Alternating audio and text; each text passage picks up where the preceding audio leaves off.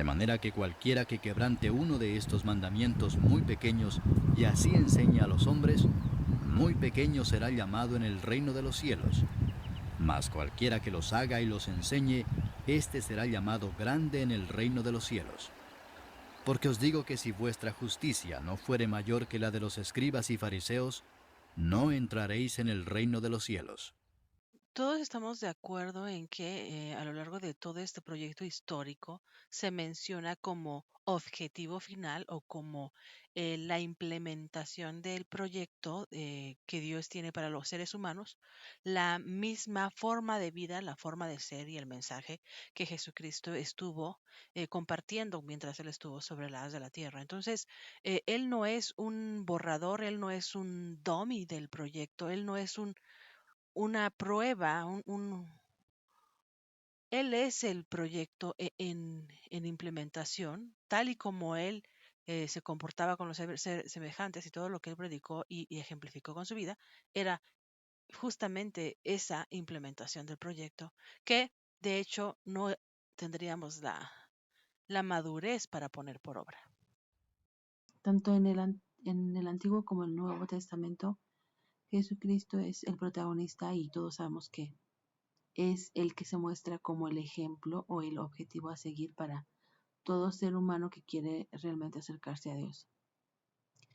A lo largo de su vida también podemos identificar que el mensaje de Jesús era muy complicado de entender, al menos de aceptar para aquellas personas de esos tiempos, porque era muy abstracto, no muy diferente a lo que las personas de esos tiempos estaban acostumbrados, y me refiero particularmente en el tema de las promesas del reino de los cielos, en el tema de la promesa de ser hijos, ser llamados hijos de Dios, ¿no? Y más escandaloso aún que en realidad él no lo predicó abiertamente, fue el tema de que dijo que todos llegaríamos a ser una sola cosa con el Padre, ¿no? Eso lo dijo de manera muy íntima solamente con sus discípulos en el momento de la última cena. Sin embargo, quedó ahí establecido también el tema de que Dios iba a habitar en las personas. Son unos conceptos súper escandalosos y poco las personas de aquellos tiempos no lo podían realmente entender, ¿no? Eh, y así muchas de sus parábolas trataban de poner ejemplos para lo que él trataba de decir, porque como él lo dijo, los mismos discípulos no estaban listos para entender del todo lo que él les estaba tratando de enseñar en esos momentos. Principalmente, no es que solamente ellos en aquellos tiempos no los hayan entendido. Queda de manifiesto hoy en día que no hemos entendido ni siquiera en estos tiempos la relevancia de esos mandamientos tan pequeños, en los cuales me gustaría analizar a fondo para que entendamos la relevancia y la razón de ser de por qué fueron establecidos y por qué él encargó de que se cumplieran y no se menospreciaran, ¿no? Yo siento que los llamo pequeños como una forma de sarcasmo, porque parecía que él sabía que los menospreciaríamos siempre, ¿no?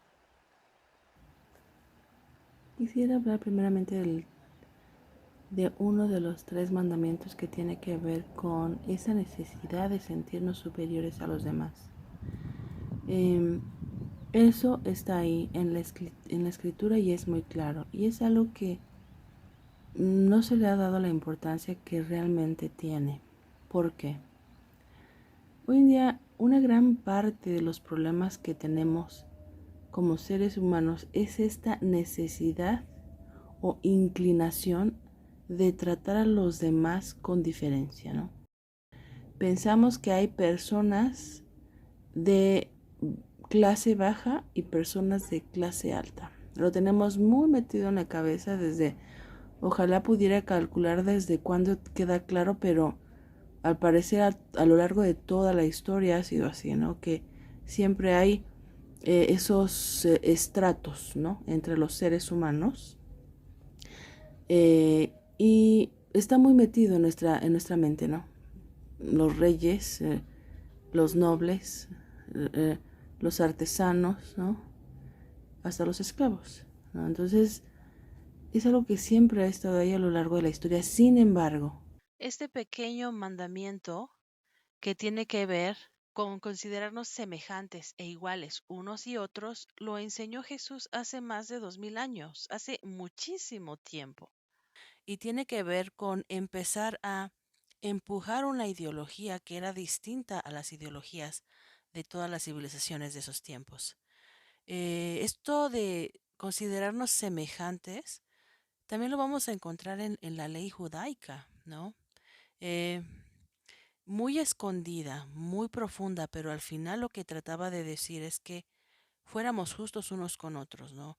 Eh, Cuando me refiero a la ley judaica, me estoy refiriendo más específicamente a aquella época de los jueces, ¿no? Eh, si nos damos cuenta, en el pueblo que fue sacado de Egipto, no había tal cual reyes, ¿no? Cuando ellos cruzaron y empezaron a habitar la tierra que donde ellos iban a formar su país, ellos no eran dirigidos por reyes, ellos eran dirigidos por jueces, ¿no? Y se decía, entre ellos se entendía que estos jueces eran dirigidos por el Espíritu de Dios y por esa razón no es que fueran superiores, sino que buscaban el beneficio de todo el pueblo y veían a todos con la misma dignidad. Si analizamos más a fondo y nos ponemos a recordar, vamos a ver que fue poco el tiempo que el pueblo de Israel duró solamente dirigido por jueces. Y si analizamos cómo eran esos jueces, eran personas con distintas historiales de vida, ¿no? Tenemos también ahí a Gedeón, que era hijo de una mujer madre soltera, que de hecho ese era considerado hijo bastardo.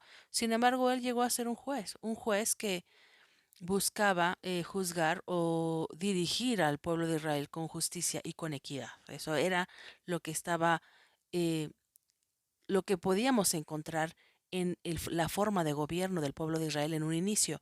Sin embargo, fueron ellos mismos, el pueblo de Israel, quien en lugar de querer seguir con esta forma de gobierno de jueces, no solo de una persona ni de un grupo este, encumbrado de nobleza o de jerarquía real, sino de un grupo de personas sabias dirigidas por el Espíritu de Dios que busca el bien objetivo, estas personas eran el gobierno del pueblo de Israel.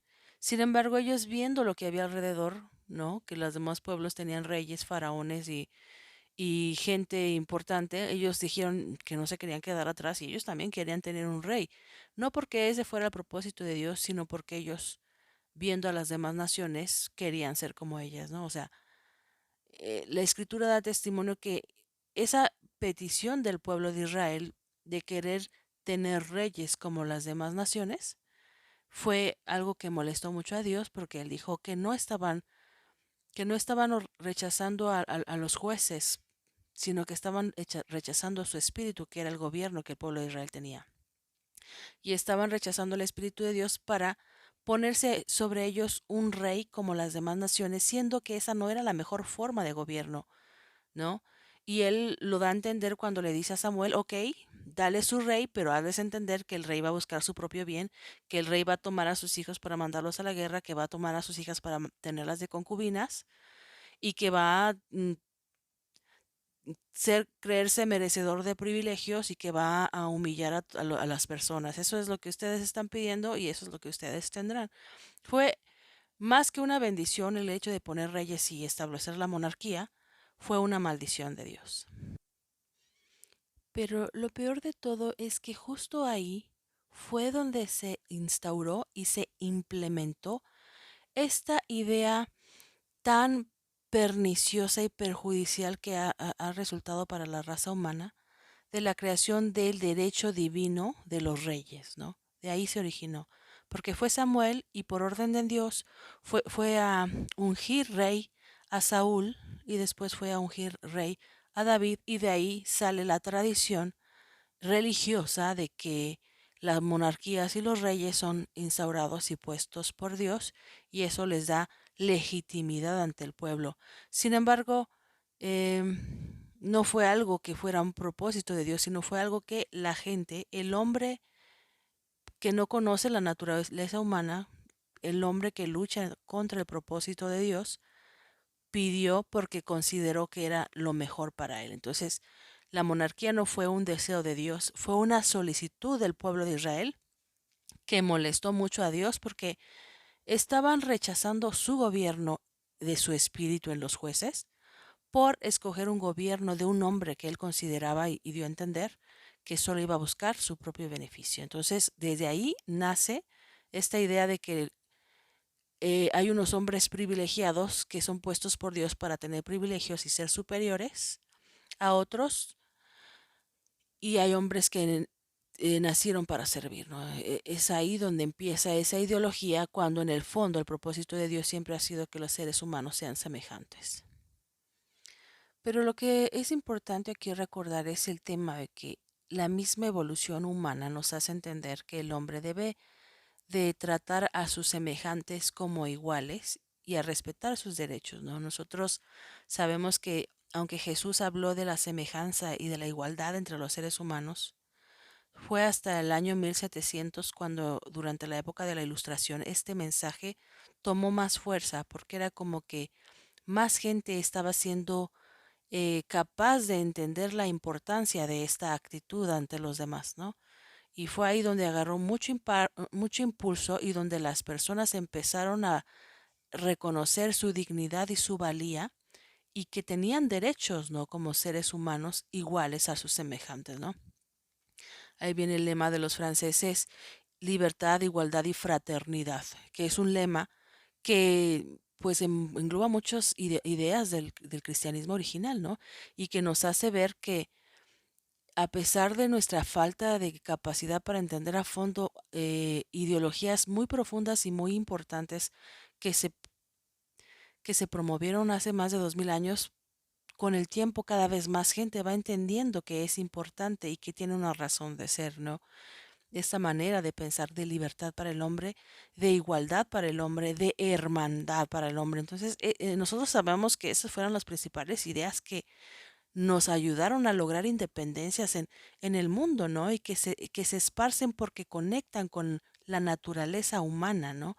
Entonces, es importante ver esta parte porque sí, Jesús lo dijo hace mucho tiempo antes, pero no toda la gente es capaz de entenderlo en el mismo tiempo, ¿no?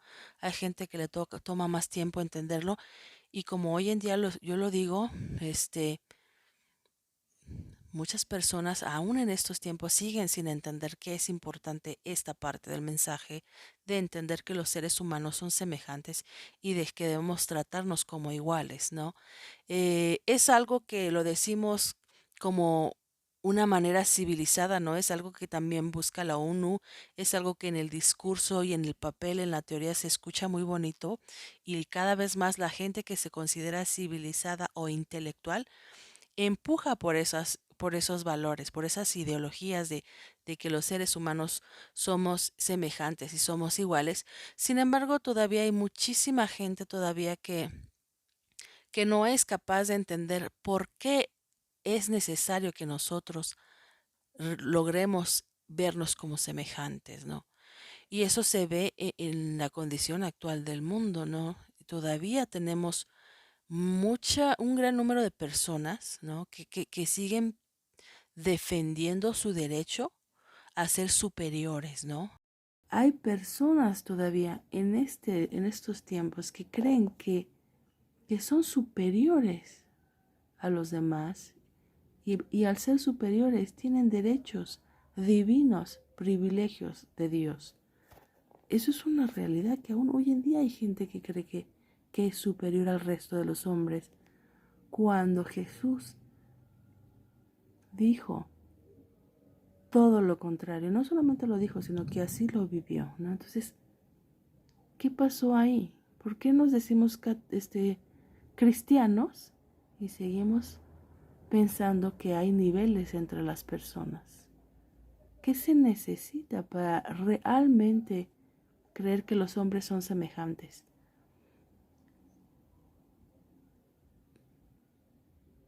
¿Qué se necesita? ¿Qué se necesita para que esa parte del cristianismo se tome realmente en serio? Hoy es increíble la cantidad de energía y de recursos que invierten las personas, y no digo cualquier persona, digo los que se dicen cristianos, para demostrarle a los demás que son de alto valor, que son mayores, ¿no? Que son de otro nivel, ¿no? O sea, ¿qué se hace? Se invierte mucho dinero, se compra ropa, se hacen viajes, se compran casas, se compran autos, o sea, todo lo que sea necesario para demostrar a los demás de cuán alto valor se cuenta, ¿no? Cuando delante de Jesús y de Dios todos los hombres son semejantes, ¿no? Tanto el rey como el mendigo son semejantes delante de los ojos de Dios. Y Jesús, en teoría, Él vino a enseñar eso, y no solo a enseñarlo, sino a ponerlo por obra, ¿no? O sea, ¿qué está pasando? ¿No? ¿Ese mandamiento es prescindible? ¿Ese mandamiento es de chocolate? ¿Está de adorno ahí? Pues al parecer, y bueno, ya lo sabía, ¿no? Hay una parte de la escritura que dice, ¿quién ha creído a nuestro anuncio, no? Sobre quién se ha manifestado el brazo del Señor. Él sabía que no lo íbamos a poner por obra, porque todavía hasta el día de hoy hay personas que están convencidas de que son superiores, ¿no? Y aún así se dicen cristianos. Guardémonos esta parte. ¿Qué pasaría? ¿Cómo sería el mundo si las personas realmente creyeran que todos los hombres son semejantes? Yo conozco una persona que acaba de comprar un pequeño terreno solo para poder tener el título de Lord, ¿no? O de Lady. Un pequeño terreno en Inglaterra para poder tener, o sea, para poder sentirse superior a los demás, ¿no? Sea por dinero, sea por conocimiento, sea por lo que sea, ¿no? Las personas todo el tiempo tratamos de estar demostrando que somos superiores a otros, ¿no? No podemos realmente creer que somos semejantes, porque si creyéramos eso, no se nos haría escandaloso cuando se busca ayudar a los más vulnerables, ¿no?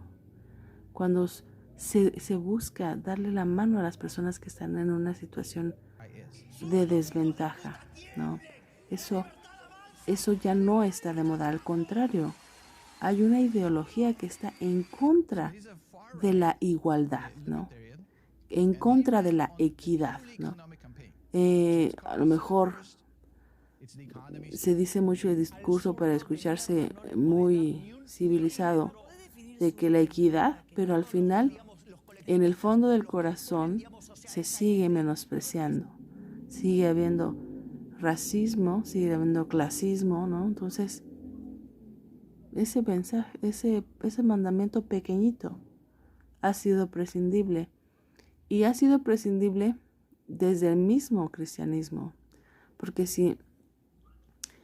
pues sí, los principales en promover un mensaje contrario al cristianismo que tiene que ver con que los hombres son semejantes, con esa equidad hasta en la distribución de la riqueza, es justamente las alas cristianas de la humanidad.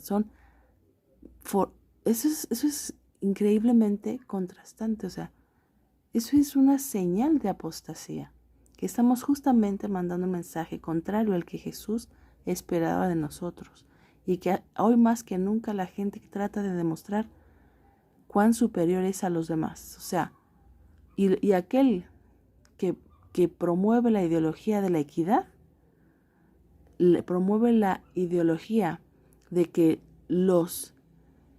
no hay hombres mayores que merezcan privilegios, que no hay hombres mayores, que todos somos semejantes. esos son vistos como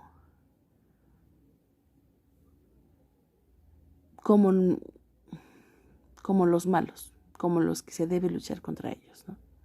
Entonces hay que poner atención en esa parte, ¿no?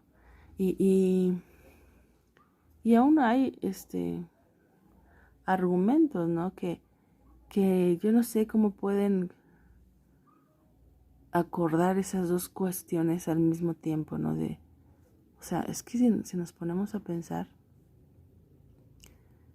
ese es el principal de todos los males, uno de los principales males, porque para sentirse superior y para demostrar que se es superior, también para eso se acumulan riquezas, ¿no? Para sentirse superior se busca el poder también, ¿no? Recuerdo que muy puntual Jesús les dijo, los reyes de las naciones se enseñorean de ellas y ejercen sobre ellas potestad. O sea, que ese mismo pensarte superior te hace sentir que tienes derecho a controlar a los otros seres humanos, ¿no? Esa idea de soy superior, tú tienes que hacer lo que yo digo, ¿no? Entonces, aquí se encuentran dos cosas, ¿no? Tanto el que se cree superior como el que le cree que es superior, ¿no? Porque ahí hay un desbalance de poderes, ¿no? Que es justo lo que Jesús estaba tratando de contrarrestar, ¿no? Que los seres humanos le entregamos nuestro poder a una persona que nos dice que es superior, porque para poder ejercer nuestro poder, él primero tiene que hacernos creer que es superior a nosotros, ¿no? O sea, en alguna forma o por algún motivo. Entonces, para que haya alguien que se sienta superior, es necesario que también haya quien se siente inferior a él, ¿no? Y en la doctrina de Jesús no debería de haber ninguno, ni el uno ni el otro. Porque no debería haber un hombre que se sienta superior, pero tampoco debería haber un hombre que se sienta inferior. El que se siente inferior debería entender que es semejante a todos los hombres y por lo tanto no inferior, como el que se siente superior también lo debería entender. En teoría ese era el objetivo, ¿no? O sea, si no hay una persona que se siente inferior, no hay una persona que otorgue su poder, ¿no? Y nos podemos ahorrar muchos de los problemas que suceden en el mundo por el poder. Sabemos que por el poder son las guerras, ¿no? Porque en las guerras no es que el que planea la guerra o el que la estimula, la promueve, vaya a ir a pelear. Él es una persona que dispone del poder que otros millones de personas le están otorgando para que él pueda decidir por ellos lo que ellos deben hacer. O sea, eso es el ejército, eso es la religión. Porque los hombres malos no son malos por ellos mismos, son malos porque hubo una multitud de gente que se sintió inferior a ellos y estuvo dispuesta a entregarle su poder, su voluntad, su capacidad humana para que aquel hombre que se siente superior disponga de ellos a su voluntad. Y pasa con el presidente, pasa con el general y pasa con el líder religioso. O sea, si no hay rey, si no hay siervo, no hay señor. Si no hay rey, si no hay súbditos, no hay rey. Si no hay fieles, no hay apóstol, ¿no? Entonces, si nosotros realmente hubiéramos tomado en cuenta ese mensaje tan valioso que dio en la última cena, y si realmente lo guardáramos en nuestro corazón, no tendríamos por qué caer en estos problemas de que nuestra voluntad, nuestra capacidad, nuestro poder se junte con el de otros millones de personas para convertirse en una fuerza con tal potencia que está en la mano y en la decisión de una sola persona, de un pequeño grupo de personas que se sienten superiores y que pueden disponer de aquellos inferiores a ellos, o sea, el rango y la posición. Por eso se dan las guerras, porque hubo gente inferior que tuvo que sujetarse al superior, ¿no? Jesús estaba promoviendo que se evitaran esas cosas. Si nosotros pudiéramos evitar eso, pudiéramos diluir el poder de manera más democrática, efectivamente, no tendríamos gente loca que ocupa a miles y millones de personas para hacer barbaridades que una sola persona sin poder no podría hacer, ¿no? Para que alguien tenga poder es necesario que otros se hayan sometido y que otros, para que uno se sienta mayor es necesario que otros se sientan inferiores, ¿no? Y el problema con este tema de quién es mayor y quién es menor es que siempre va a haber alguien mayor que tú o inferior que tú. Entonces por eso vas a encontrar una persona pobre que va a menospreciar al que es más pobre que él, y vas a encontrar a una persona rica que se somete a uno que es mayor que él. Siempre vas a encontrar una persona que se somete al que sigue, ¿no? El colmo de la humillación o el exceso de la humillación es idolatría, ¿no? Es humillarte, inclinar tu corazón y tu mente sintiéndote inferior a eso, a lo que tú consideras mayor. Y eso es causa de muchos de los males que hay actualmente en el mundo. O sea, porque nosotros nunca vamos a ver pelearse en un ring a Zelensky con Putin o a Biden con Putin. No lo vamos a ver, porque no son ellos los que van a la batalla. Ellos tienen miles y millones de personas que han donado su voluntad y su poder para empoderarlos. No hay persona con poder si no hay quienes están dispuestos a empoderarlos, ¿no? Entonces, esa inclinación de sentirnos inferiores nos lleva a ser controlados por otros, que muchas veces no son mejores que nosotros. Porque aquel que gusta de ejercer poder sobre los hombres no es una persona cristiana realmente, porque el verdadero hombre no ejerce el poder de esa manera sobre los hombres. El poder que un hombre como Jesús tiene sobre los hombres es de su influencia, de su tutoría, de su enseñanza, de su sabiduría. El poder de un hombre bueno es un poder que convence, no que somete. Es un poder que busca el bien de aquel, ¿no? Es una influencia que ayuda al hombre a estar mejor. En cambio, el poder que se ejerce como de esas personas que se sienten superiores, el hecho de sentirse superiores los hace creer que son dignos de privilegios.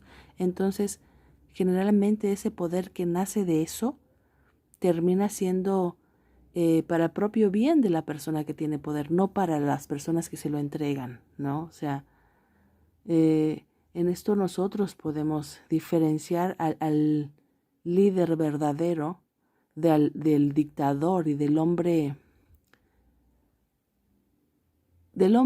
que ama el poder por el beneficio propio, de manera egoísta, para su propio bien, y que es capaz de hacer cualquier cosa con tal de él mismo estar bien. Entonces, esa es la grande diferencia, y por eso es tan importante ese pequeño mandamiento que parece tan prescindible, que es el que les dijo que no sean como las naciones que los reyes ejercen autoridad sobre sus súbditos. Así no será entre vosotros. Les dijo a sus apóstoles que no pelearan por ser mayor o menor, porque aquel que se crea mayor es el menor de todos.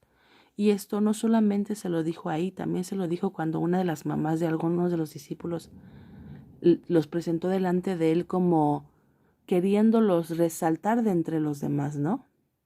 Eso lo seguimos haciendo hoy en día. Todos queremos, pues, resaltar de entre los demás, ser mayores. O sea,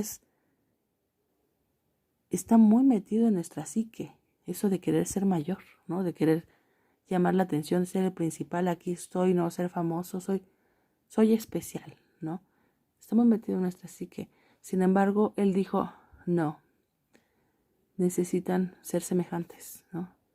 Necesitan tratarse con equidad, ¿no? Y no solamente lo dijo, aún antes de morir también, o sea, antes de morir en la última cena lo volvió a tratar de dejar bien implementado como para repetirles y insistirles de que no era cualquier cosa. Dicen que él tomó un cuenco y empezó a lavarle los pies a los discípulos, ¿no? Ahora aquí tenemos a Pedro, como le he dicho en otra ocasión. Obviamente ellos eran judíos. Debemos entender que ellos estaban acostumbrados a que Dios era algo sublime y que el hombre jamás se iba a poder acercar a él. Ellos estaban acostumbrados que solo el sumo sacerdote, y me parece, no me acuerdo con exactitud, pero solamente una vez al año podría entrar en el lugar santísimo, o sea, ver a Dios cara a cara en el lugar santísimo. Entonces ellos estaban acostumbrados a vivir a Dios de lejos, a ver a Dios de lejos, a jamás aspirar a estar a su nivel.